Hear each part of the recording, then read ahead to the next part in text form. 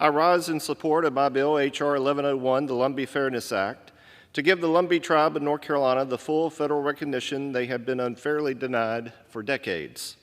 The Lumbee tribe, comprised of 55,000 members, is the largest American Indian tribe east of the Mississippi River and the 9th largest in the nation. Throughout the recorded history, the Lumbee have called southeastern North Carolina home, spanning Robeson, Scotland, Hoke, and Cumberland counties. Now, despite their long history and cohesive culture, the Lumbee tribe has never had access to the same resources exercised by every other federally recognized tribe.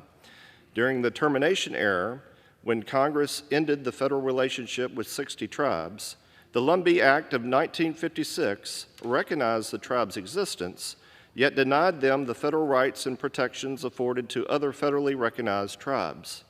This includes access to benefits from the Indian Health Service and support from the Bureau of Indian Affairs. And sometimes it's quite helpful to go back and see what the statute actually says.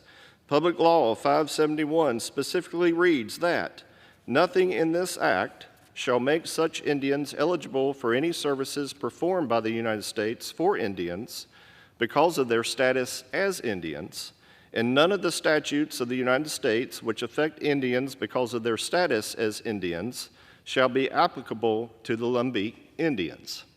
A bit wordy, but very clear and very to the point.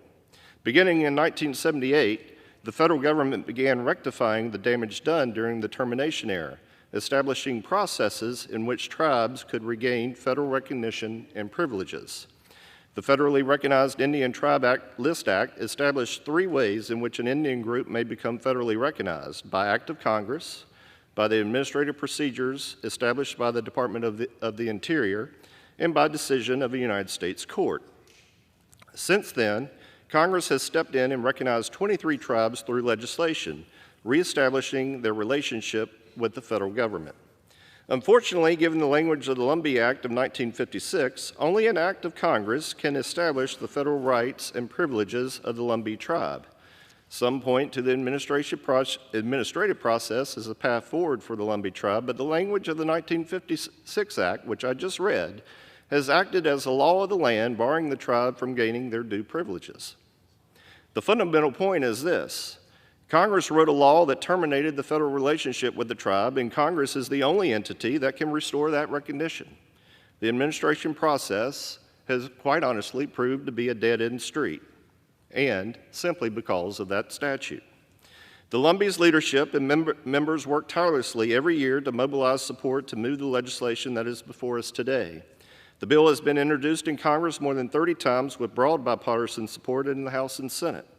Through more than a dozen congressional hearings, documentation has consistently affirmed the Lumbee tribe as a distinct, self-governing Indian community.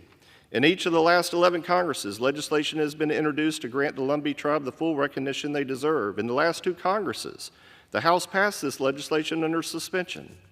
And beyond Congress, the Lumbee Fairness Act has the support of 236 tribes across the country who have repeatedly cited the unfair treatment of the tribe under the 1956 Lumbee Act. So all this is to say, Mr. Speaker, this needs to be done. I want to thank the House leadership, particularly Speaker Johnson, Majority Leader Steve Scalise, for bringing this bill forward for consideration today. I thank Chairman Westerman and his committee for their diligent work on all issues, particularly this one. Their efforts have not gone unnoticed.